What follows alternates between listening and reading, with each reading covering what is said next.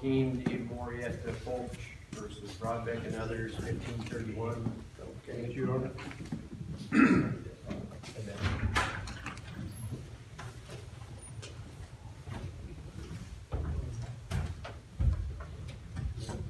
Show appearances, the plaintiff appears pro se, no other appearances. The matter comes on for hearing upon the plaintiff's motion to annul record of statutory dismissal. How do you want to be referred to, sir? Joaquin is fine, your honor. Well, last name? De Moreta, Folk. De Moreta Folk, all right.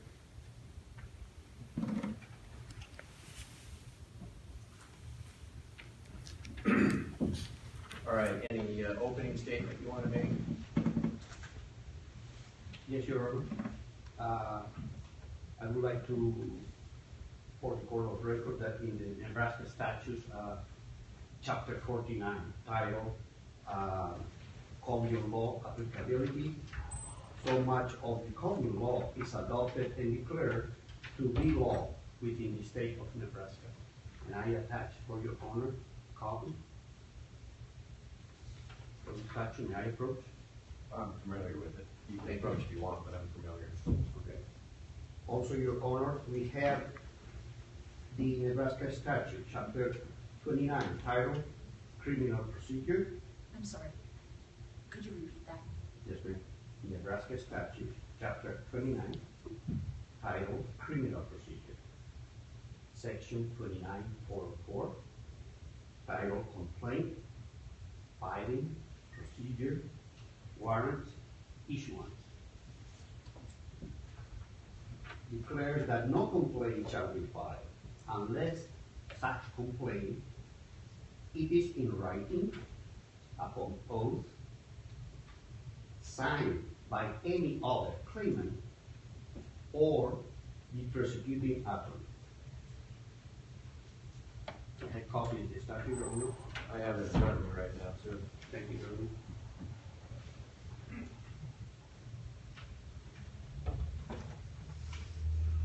And Your Honor, on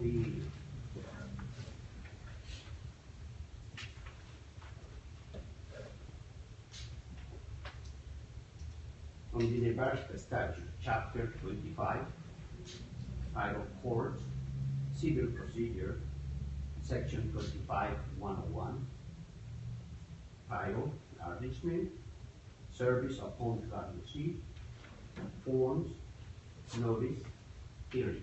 All right, just a minute, sir. I think you said 101. Did you mean 1101 maybe? 1011, Your Honor. Sorry, yes. And 1011. all right. In this subsection 2, declares that the judgment creditor or his agent or attorney shall send to the judgment debtor by certified mail to the last known address. And I have also that copy here, Your Honor. I have a statute in front of me. Thank you. Thank you.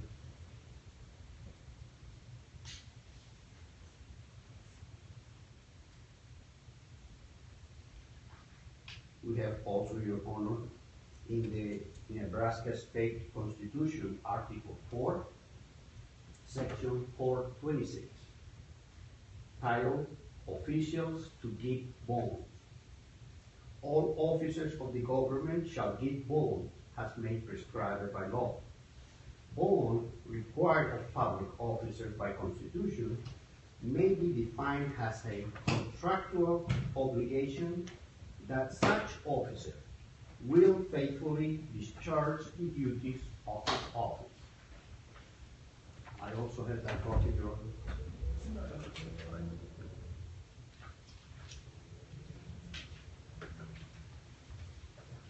You cited Article 4, Yes, Your Honor. Section 26. 26. All right, I have that in front of me. All officers of that. Thank you, Your Honor. And for the record, Your Honor, we have the official Nebraska government website, where is for the public record the district court just judge address list.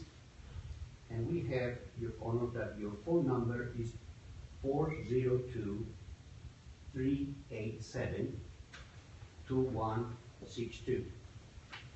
And I have that as an exhibit A. All right, well, right now you're making your opening statement, then we'll go ahead and Okay. proceed, mark your exhibits, and With that, I'm done with the opening statement, Your Honor. then evidence, please. Okay. We have, like I said, Your Honor, as exhibit A. Well, we'll have the court reporter mark, place her official stamp on it, so whatever you want marked as exhibits, if you bring it up to the court reporter and have her mark it. Thank you, Your Honor. Okay? That would be exhibit 1. Exhibit A, Your Honor. Well, I go by numbers. Okay. So we exhibit 1. Will that, mess it up, Your Honor, because I also have numbers.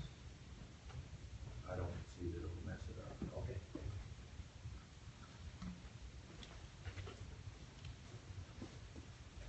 Our exhibit B, Your Honor, number, You can only do one thing at a time. I'm sorry. All right, go ahead. Our exhibit B, Your Honor, same document from the official Nebraska government website. We have the county court address list, where for the District 8 and the County of Holt, we have the name of the Judge Alan Brockbeck presiding, and his phone number is 402-336-1662. I bring that for the record, you know. Yes. Thank you. Exhibit B.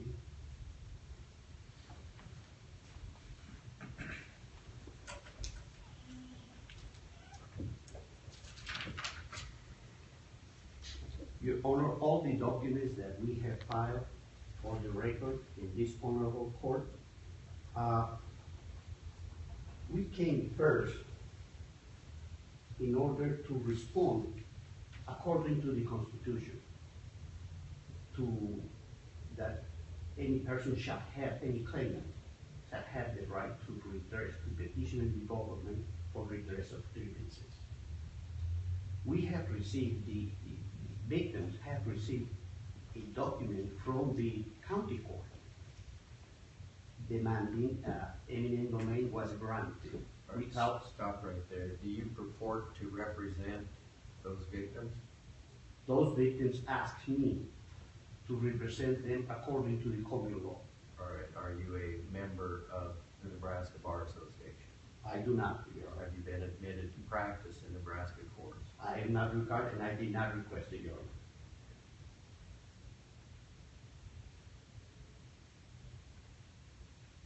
Has anyone advised you with regard to the unauthorized practice of law in Nebraska and possible consequences if it were determined that you are engaged in the unauthorized practice of law? Your Honor, I have been warned in other courts.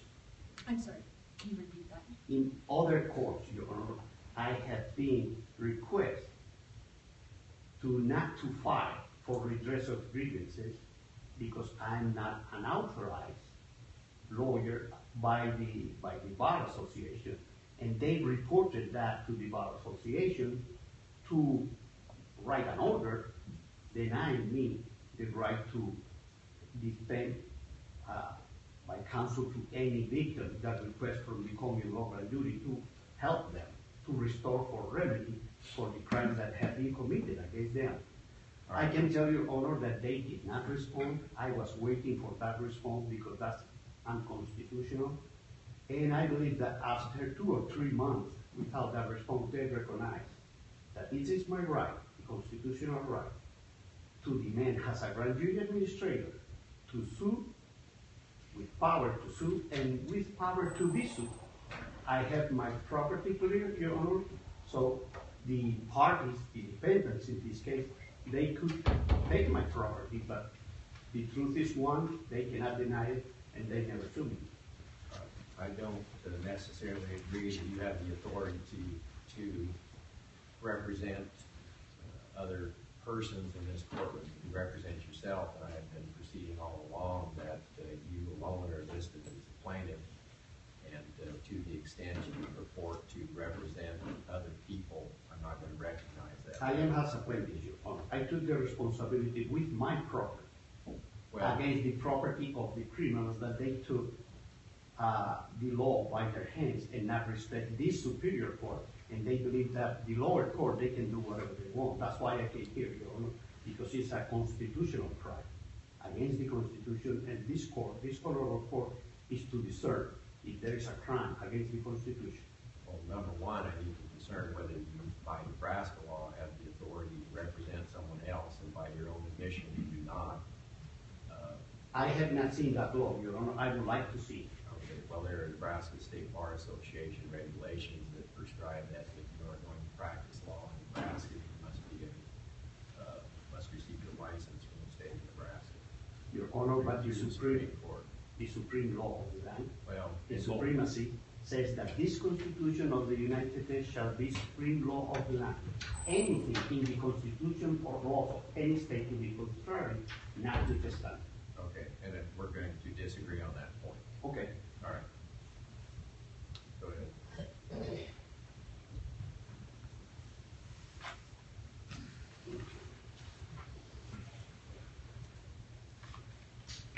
Your Honor, in the record, we have, for example, in the complaint that we filed on March 5th, 2015, which is the title is United States Constitutional Criminal Complaint. We made the presentment of 1025 new bills for racketeering, and we did it with an affidavit under oath. And that oath, you can see, Your Honor, is in the document with page 8 of 9, and it's our exhibit number 2.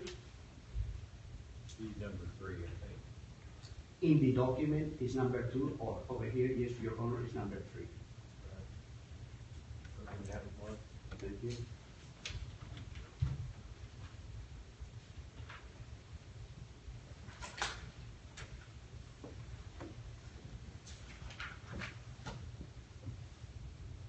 In the same document, Your Honor, and I continue? Yes. In the same document, the next page, 9 of 9, in our document, I certify under the penalty of perjury that a copy of the foregoing was provided by via certified mail, by email, or website is a public record. And that is in that document, exhibit number 3, and over here is exhibit 4. Can I approach, Your Honor? You may. Thanks.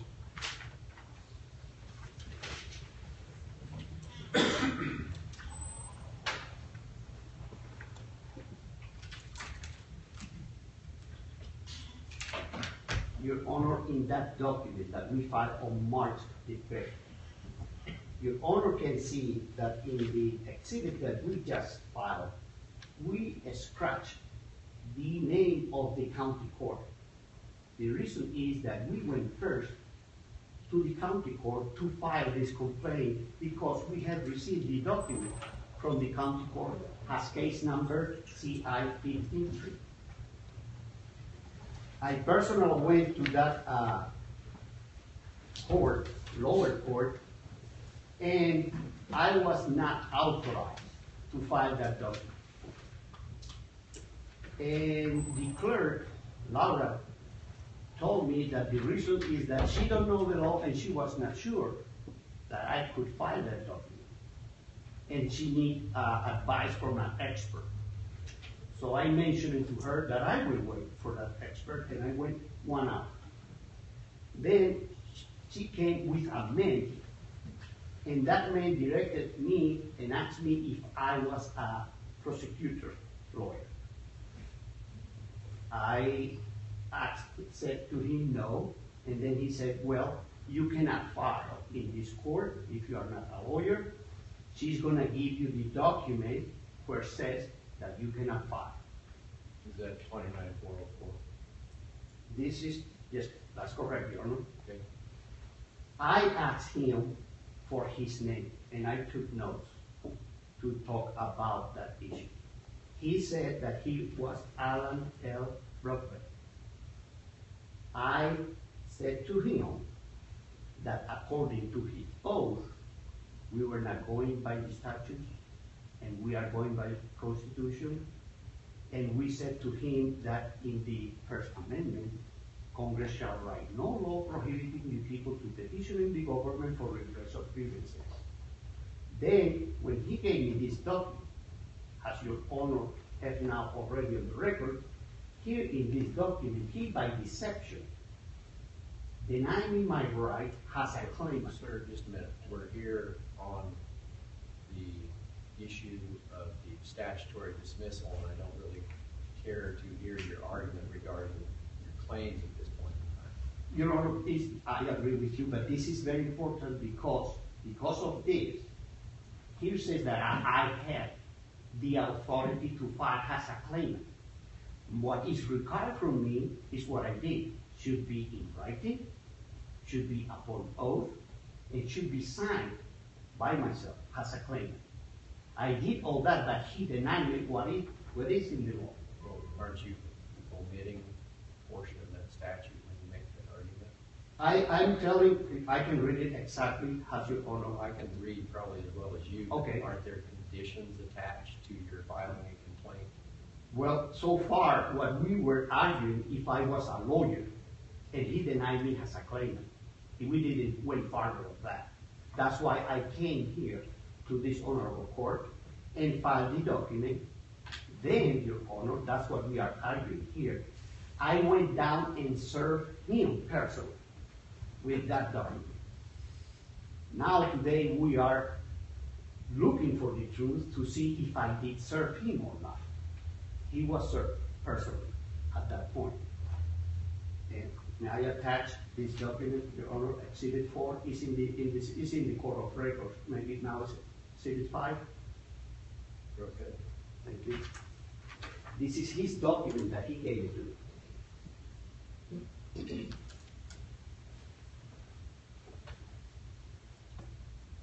Your Honor, now we are going to the core of why we are here, to dismissal of this order. Your Honor, I know your integrity. I know that you have the virtue to be a respect judge. It's not a title of nobility. Respect we give due to the virtues and actions of that person to the benefit of the community. And we have seen that in your honor. We were in dismay when we received this, your order, honor, of September 14, when we were denied to reply. If you can see in the email that we have received, and it's in the document as Exhibit 1, says on the top that we have received this from the Nebraska system court. That's the email. They send it to the grand jury to us. And right on the top, the first line sentence says, please do not reply to this message. That's against the First Amendment.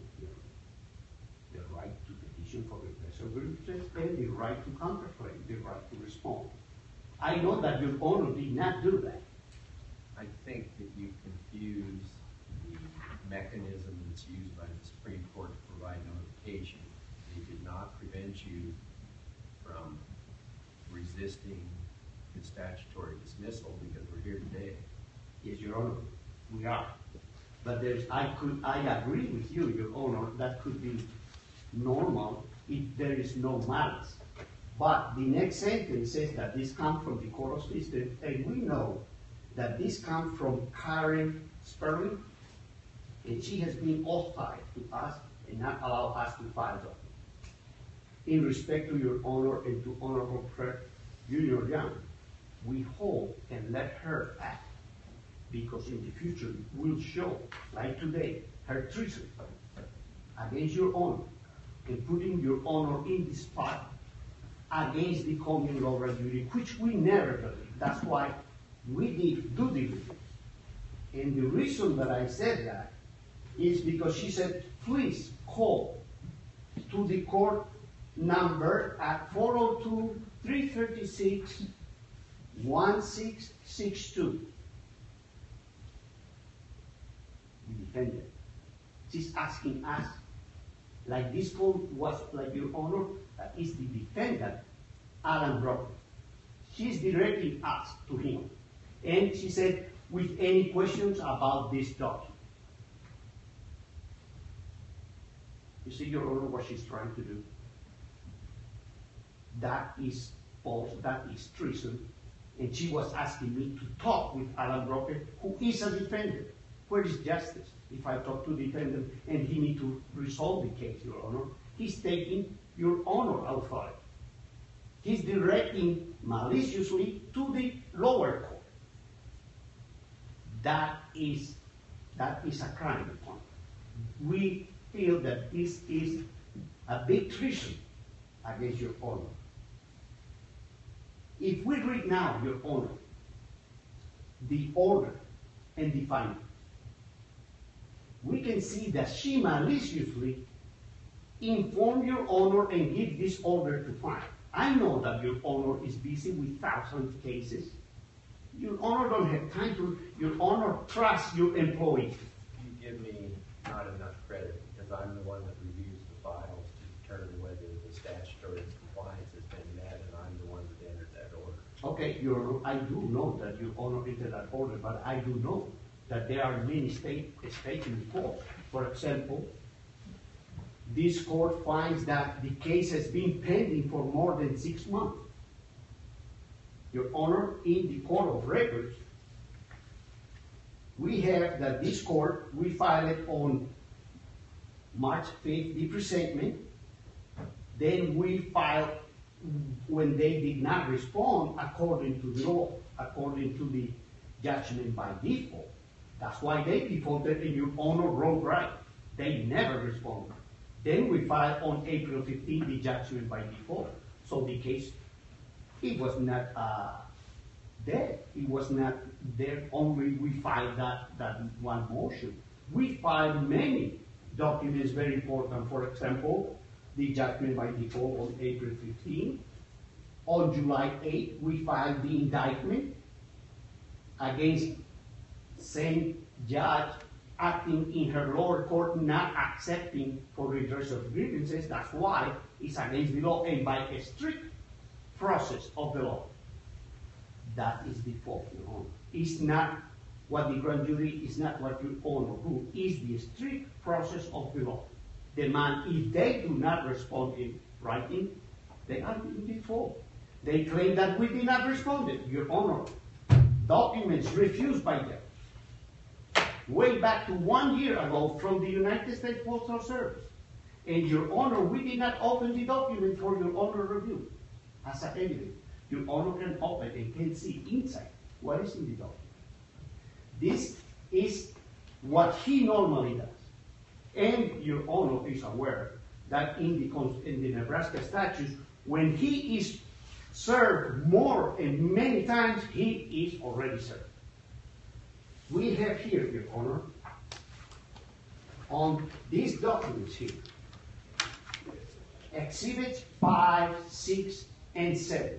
All of them. And we have proof of service. And it's recorded on the record. We have here the history of the traveling of the document. And we have here, when they receive it, has a proof of service. Signed. Why they inform Your Honor, or maybe Your Honor could not see it. But here we have all the documents to file it, that day has been served.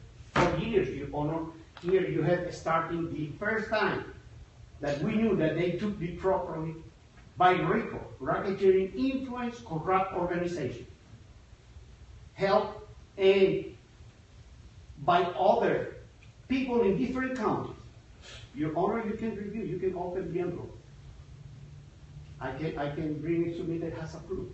I never open it. I want Your Honor to open and see if it's true that this document that we file on the record is in reality that document. I approach.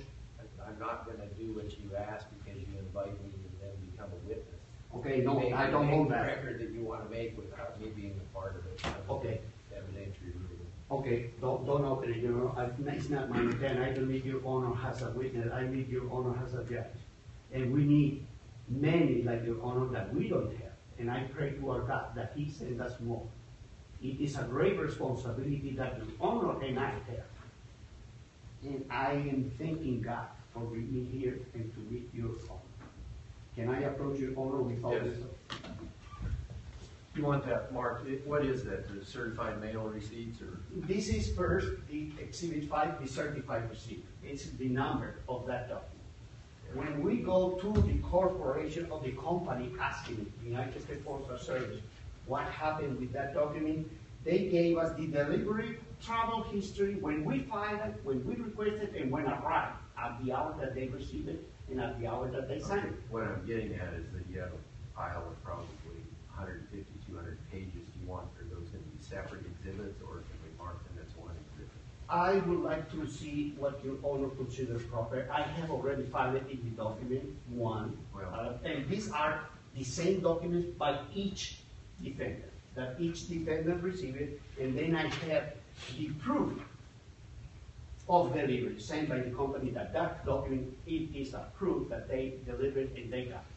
Well, what you're telling me, I think, is that with regard to the named defendants in the complaint, is that what you want to have marked now are the tracking documents from FedEx, which would show the delivery of the documents. Exactly, your honor. For each defendant, for example, I here think we had by two, we have Smingal and Porter. All right, and I think we can mark those all as one, and make it one exhibit, because they're basically showing delivery of the complaint, if you will, to each of the defendants. Correct. All right, why don't we just mark that as exhibit number 6 then, okay? Exhibit number 6. Well, it'd be the whole, Three documents, the whole document, the right? whole packet. Okay, thank you. Because what, didn't you tell me that in exhibit number 6 are the tracking documents for each specific defendant? Correct. All right.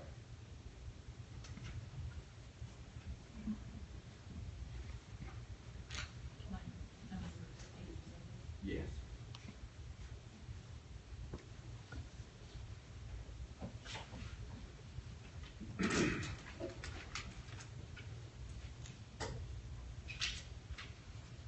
Your Honor, we have proof that they have been served. We have proof that we have followed the due process of the law. We have proof that we gave them the opportunity to rebut under oath with documents from the court proving that our documents are false. We have here the victim that he received the patent of his land, and that land was taken in 2 days by the excuse of eminent domain without giving them no opportunity to rebut, and that is all on the record, your Honor. Now, what I would like to, with all due respect and within the best way to proceed, I would like to demand that this honorable court, based on a strict procedure of the law, a strict process of the law, is not by the grand jury, is not by the honor, the strict process of the law demand that this case that is in default proceed ad contrary. And your honor, the first thing that I would like to have working together with your honor for justice is the victim that is already 3 years, 4 months, and the total of 1,195 days in jail to be released immediately, your honor. And we have 4 individuals in the same case. David Lee Clinton, the spouse Bernita Margaret Clinton, Randall David Du, and Donna Cosa.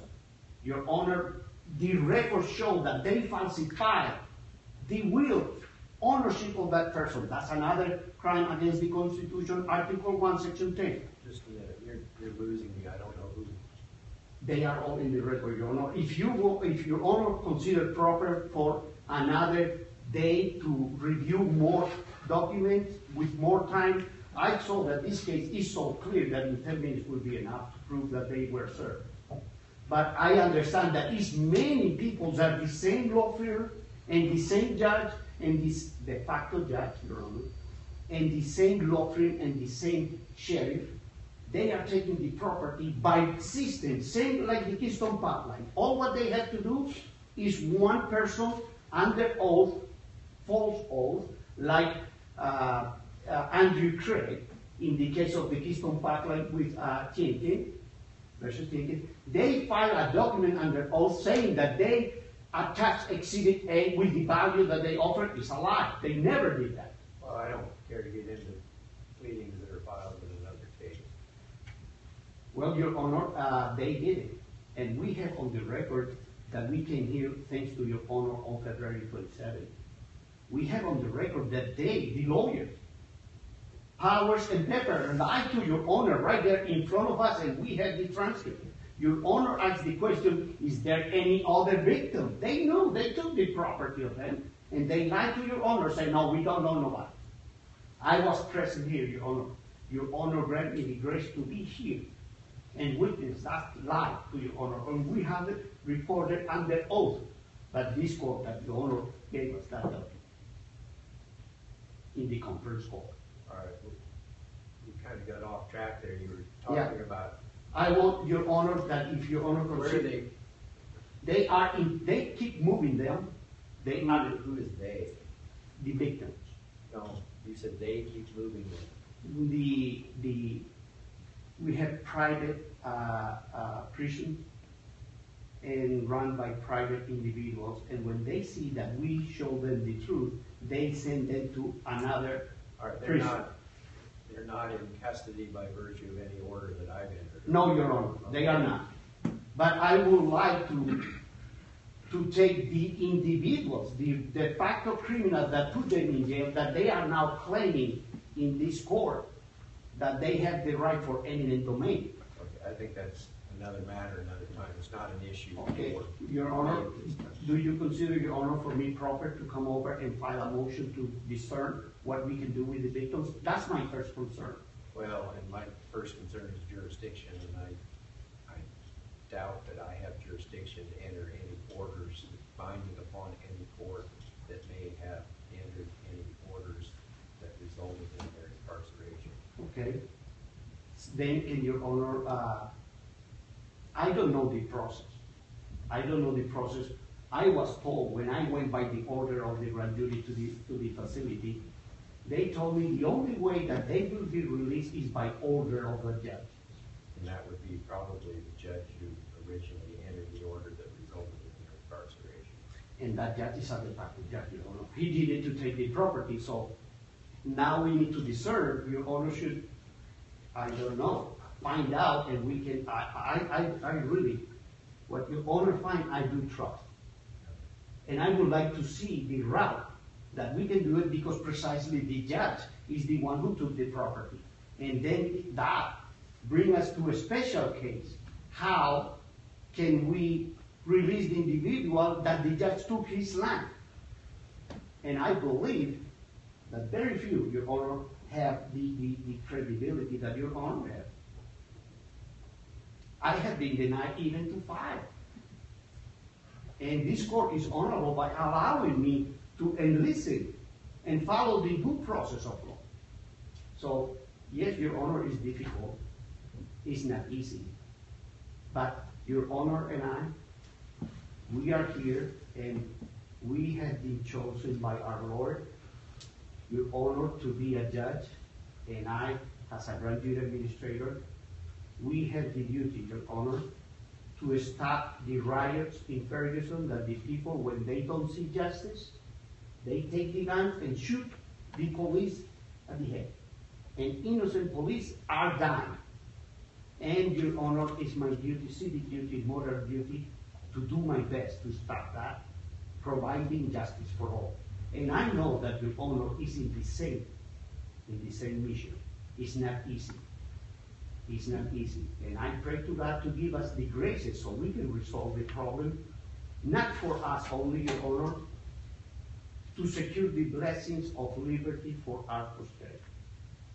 And with that, Your Honor, I rest my case, and I hope that I can approach Your Honor to find the solution to this problem. All right, do you offer exhibits 1 through 6? Yes, Your Honor. They are received.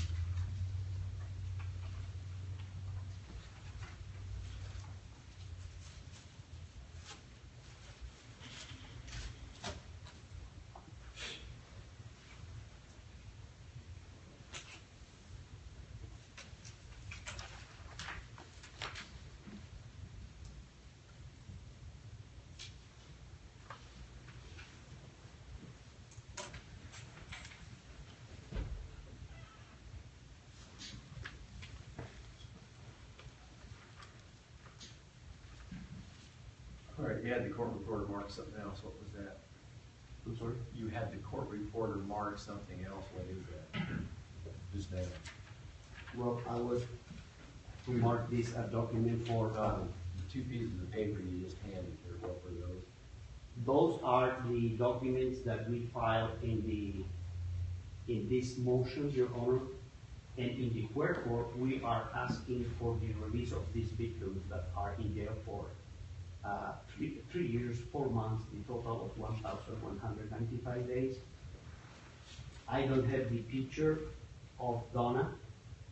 That is another, Donna Cossack is another victim, and that was the third document, Your Honor, that is the fourth victim that is incarcerated unjustly.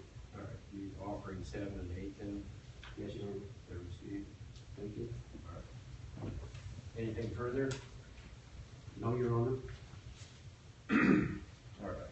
The court finds that the original document, constitutional criminal complaint, was filed on March 5, 2015. You refer, sir, to criminal procedure section 29404. Yes, Your Honor. And what it provides is, as you recited, that the complaint shall be filed with the magistrate in writing, signed by the prosecuting attorney or by other complainant. Correct. If the complainant is a person other than the prosecuting attorney, he shall either have the consent of the prosecuting attorney or shall furnish the magistrate a bond with good and sufficient sureties in such amount as the magistrate shall determine to indemnify the person complained against for wrongful or malicious prosecution. There is nothing in the record which would indicate that you are proceeding either with the consent of the prosecuting attorney or have filed a bond with the magistrate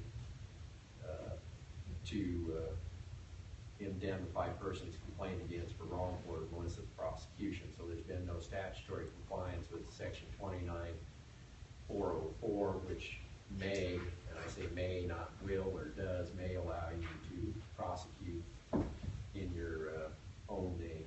The order also says in that order that we, and that statute is Your Honor just read, also says that is for the violation of a municipal ordinance. Well, all right, very well. You cite section 251011 as authority for certified mail. Certified mail, yes, Your Honor. And you are blurring, I think, the distinction between specific statutory sections. Section 251011 deals specifically with attachment and garnishment, and to pick and choose a statute which deals specifically with garnishment and how you go about garnishing someone doesn't establish that you are allowed to commence these proceedings by service by certified mail. 251011 applies specifically to garnishment proceedings, and this is not a garnishment proceeding, so 251011 does not apply. Your Honor, garnishment, I look in the dictionary of law, means that they owe money. Well, garnish, it may mean that in a general sense, but the statutory sections that 251011 deal with are the statutory sections for garnishment, not a general claim. There's a specific proceedings that give rise to a garnishment, and then specific proceedings that you need to employ if you seek to garnish. Mm-hmm. You don't garnish before judgment. Okay. Generally. Your Honor, I have been told, recommend by the clerks of the courts when I file the document, that they demand that I provide the certificate of service. And that certificate of service, I hereby certify under the penalty of perjury that they will be serviced by certified mail, by email, or by website. And I did all of them. All right, and that's certificate of service after proceedings are commenced. I think the real crux of the issue is found at section 25-501. 25-501? Correct, which provides for commencement of actions in process. And 25-501 provides a civil action must be commenced by filing of a complaint in the office of the clerk of a proper court. And I understand I'm addressing a civil complaint because when I read your complaint, I cannot tell whether you are proceeding criminally or civilly. I did file in the title of the court document, always I said criminal complaint. Well, the relief you sought, and regardless, I ignore basically how you title things, and I look at the relief you seek, and the relief you seek is money.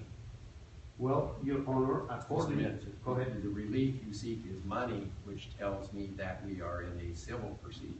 I am asking for the release of the victim first. Well, and That they you're are asking discarded. for the release of a victim who is not in any way, shape, or form connected with this court. I could never grant the relief you request with regard to exhibits 7 and 8 of those persons who may be incarcerated somewhere else. I don't have jurisdiction to tell some other court what to do. And that's a simple matter of constitutional law, state law. I have jurisdiction specifically defined by statute and constitution. And one of those fundamental principles is that I can't tell another court what to do, basically, unless I acquire jurisdiction somehow. So with regard to those people, if you're seeking their release, I don't have the power or the authority to grant the relief that you request. Correct, Your Honor, correct. But in the Constitution, Your Honor says that the crime should be in the district where the crime has occurred. Now, in the abuse of power, they took the victims from Sheridan County, where the crime occurred, and they moved it to Omaha. But that's a crime against the Constitution. It's not Were they in federal court? in the federal court. That's probably why they're in Omaha. I'm sorry? I said that's probably why they were in Omaha, is that it's a federal court. Well, the crime happened in Sheridan. It should be in the district court, in this district court. Not you brought- say this, not O'Neill, Polk County District 8 District Court, shouldn't be here. Well, Your Honor, again, the special circumstance is the only court that the other judges are not involved. The other ones, all of them, 6 of them, they are charged for the crime for racketeering crime, RICO, racketeer influence corrupt organization. They use all the courts to run around the victim. And I don't have no other judge, Your Honor. I only have Your Honor. All right. And I'm so, it's a great responsibility for both of us, but Your Honor can see in the documents file that all the judges are named there. I cannot go back to them. There is no justice to them. They will not incriminate themselves. They will never recognize their crime. And that's why I was forced to be here. I went to over there, Your Honor. I went to the federal court in Omaha. And I saw how they elected the grand jury, tampering the grand jury. 3 secretaries of the judge were members of the grand jury. That's against the law. And when I object and raise my hand, I was enforced by the marshals out of the court. Where is the freedom of the speech for redress of grievances, Your Honor? That's the problem. That's my only recourse is Your Honor, and I'm praying to God to give somebody else and help us because we are few. But we need to resolve the problem. All right. Back to my findings, the civil action is commenced by filing of the complaint in the office of the clerk of the proper court, and then the issuance of summons. If you fail to issue summons, and that's a particular species of action that starts the court wheels turning. You file your complaint, and then you have summons issued by the clerk, which is then served upon a party. And that's what gives them notice that they need to do something, not your certified mail notice. That does not have the legal force and effect of the document that's generated by the court, which tells someone that they have been properly sued and served. And if you do not properly serve them with summons within 6 months of the filing of a complaint, and by operation of law, the complaint is dismissed. When they entered that order on September 14th, more than 6 months had elapsed since the complaint was filed. No summons was requested nor issued, and there was no service upon any party defendant, and therefore, by operation of law, the complaint stands dismissed. But Your Honor, I filed the judgment by default and I So served that them. means nothing until you get service upon them. You can file anything you want, but it has no legal force and effect until you bring them into court properly by service of summons upon them. I gave them personally, Your Honor, remember? You serve them with certified mail. You did No, not in serve person, them- Your Honor, I get the document, I went down there and I said, here, you're So I served. understand that. And that law declares that he served. Well, if you're talking about garnishment law, no, that doesn't. You only start a case by filing a complaint and service of summons, and there has been no service of summons. There's no evidence which would tell me that summons was ever issued nor served upon any defendant. Your Honor, we are going by the Fifth Amendment of the Constitution. The Fifth Amendment now? Yes, sir. We say in the Fifth Amendment that no person should incriminate themselves unless in a presentment or indictment of the grand jury. We did that. We filed the grand jury, the statewide common law grand jury of Nebraska, filed the presentment. They are obliged by the Constitution, Fifth Amendment, to respond in writing to the grand jury. They cannot claim that they don't have to respond. It's therefore the order of the court that the motion to annul the record of statutory dismissal is overruled and denied. All right, you're excused. Thank you, Your Honor. Case number CI 1531, Joaquin, Mariana, Moreta, Hope, plaintiff versus others as defendants. Show appearances, plaintiff appears pro se. Matter comes before the court on plaintiff's motion to annul record of statutory dismissal period. Evidence adduced, arguments heard, motion overruled and denied, period. Grant to judgment. Your Honor, Yes. question. That dismiss says without prejudice, It's dismissed. and we can file again, right? I'm not telling you whether you can or you can't. I entered my order. I'm not in a position to give you legal advice. Okay. The complaint's been dismissed. Okay, All right? thank you.